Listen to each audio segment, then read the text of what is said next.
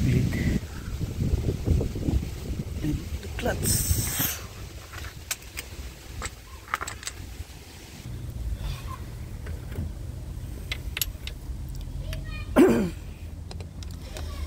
Bleed tag linyada guys.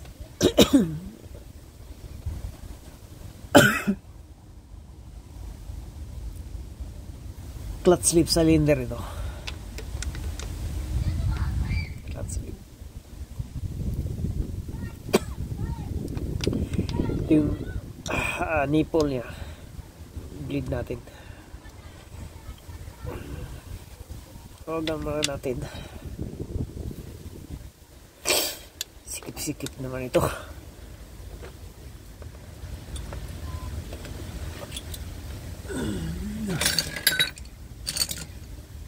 Sikip. Ako.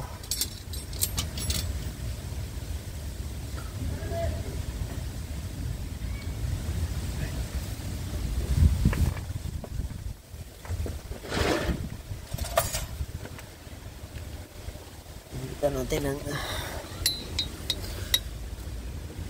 backrings, long backrings.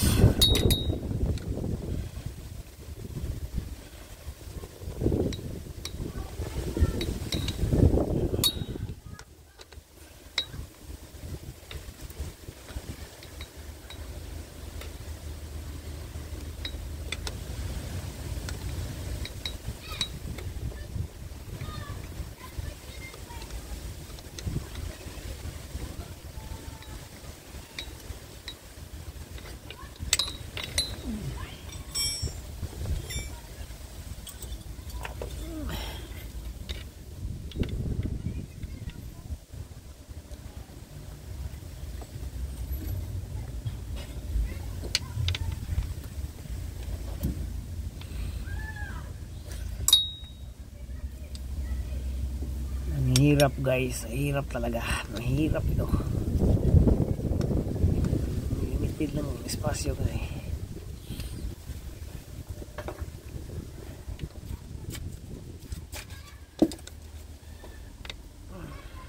Okay, ayos na yan.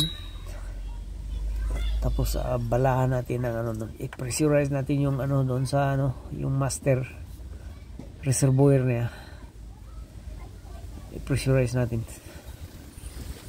Ito ba? Yup.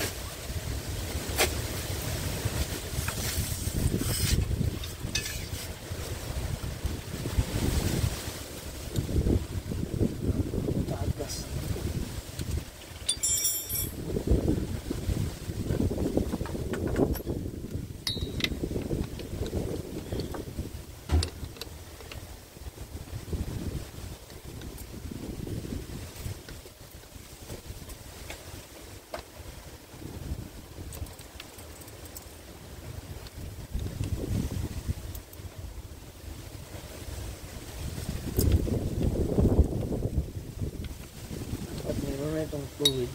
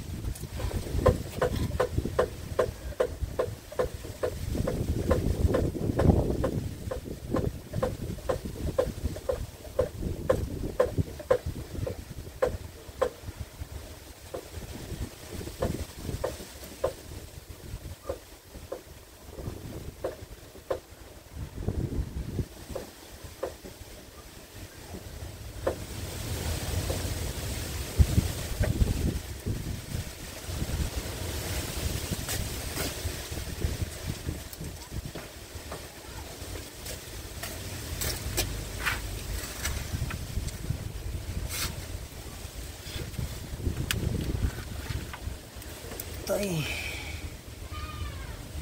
dapat meron na ito siyang fluid. Buksan natin dito muna.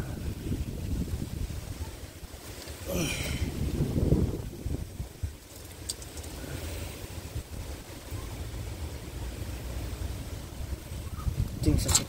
Oh, ito. Yan. So meron siya.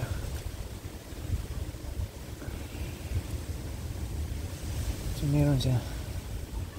Bubuksan na natin ng kunti. Manipul leader. Tuloy-tuloy yung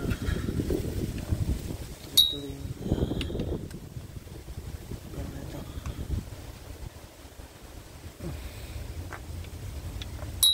Dapat magkameron na ito.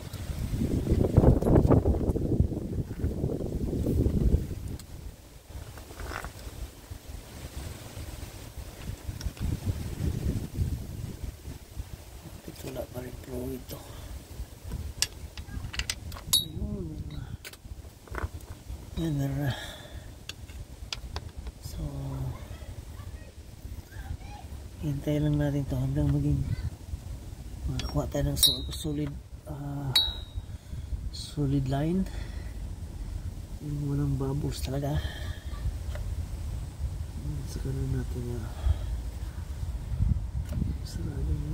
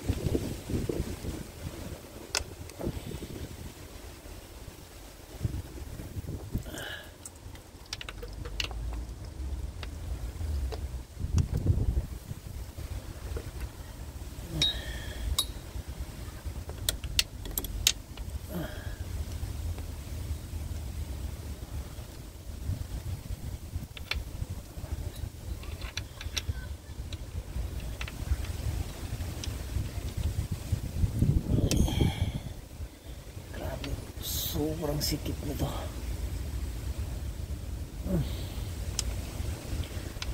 Solid na yung linyada guys, wala nang bubbles. Sarado na natin yung kanyang nipple, yung kanyang bleeder,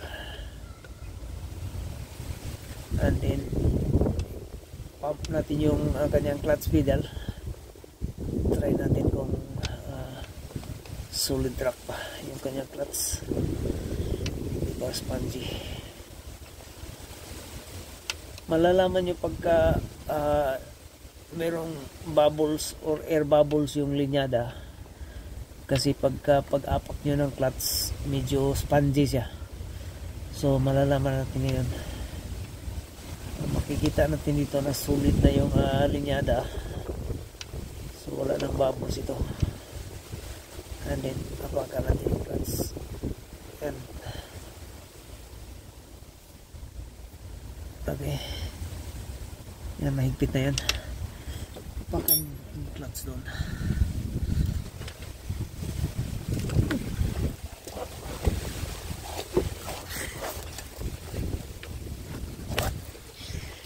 Tignan natin dito.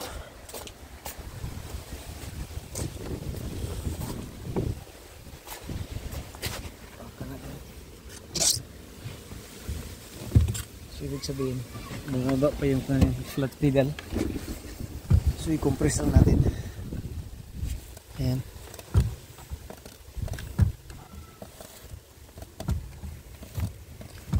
Para makatulong ito na mai-forward niya yung ano, no, yung mga bubbles yan.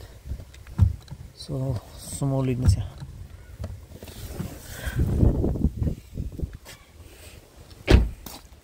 Birahan natin ulit dito. Pressurize natin ito ulit. Okay. Pressurize natin ito.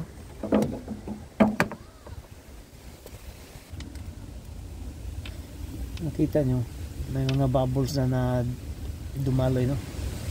So, i-close na natin ulit ito. Pangalawang bleed na ito mga kaibigan. Pangalawang bleed. So, bleed out 2 times and then we'll see now. Mahirap lang kasi itong spasyo dito. Hirap talaga. So kailangan na talaga pasensya dito, no? Kung magawa kayo ng sasakyan, kailangan talaga ng pasensyoso kayo. Dahil pag hindi, talagang be bad day for you pagka you don't have patience for this job. Okay, so slowly tighten it down, the bleeder nipple, and it's tight now. It's tight. Okay, so we'll look now here on the brake pedal for the second time if there is pressure here. So it's okay now. Bumalik na siya, no? Paka natin. Okay. Okay. Solid track siya. So again, i-reconnect natin yung battery, no? Reconnect natin yung battery. And then we'll do the first start, and then we'll try to engage and disengage the clutch. Reconnect the battery. Tandaan nyo guys, pagka nagkabit kayo ng either alternator or starter motor, kailangan nyo i-disconnect yung kanyang battery para maiwasan natin yung short circuit, no? Maiwasan natin yung mga problema pagka kasi pagka nagka-short circuit, malaking problema yun. Hindi na natin malaman kung saan na pumuputok yung mga ibang tawag nito, mga linyada nya sa either sa mga wirings, fuse, starter motor. So kailangan either ang fuse box ang masira pagka hindi nyo na-disconnect yung battery, whatever na you're doing something electrical, so to avoid short circuit or breaking things inside like the ECU and what it is, etc, etc, you must disconnect the battery if you are doing electrical works on your car. Disconnect the battery for sure. And then we're gonna do now what we're gonna do. We're gonna do the first start and then disengage and engage. We will see. Kasing ma-release natin ito dahil gagamitin ito ng may-ari para pang hatid sundo ng kanyang mga bata, no, at saka sa trabaho. So kailangan natin ito.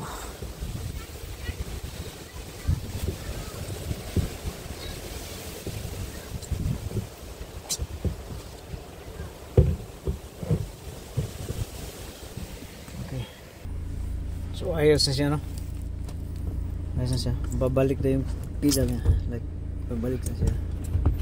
Pag pinusong siya, babalik. And then yung kanyang traction, i-reset na lang natin yan sa diagnostics. And that's the way you do it, guys. X3 BMW newly installed gearbox, transmission or gearbox, whatever. Okay, so baba natin to and then yeah, let's go for the test drive. So ayos yung kanyang yung kanyang gear, ayos na, hindi na kagaya dati na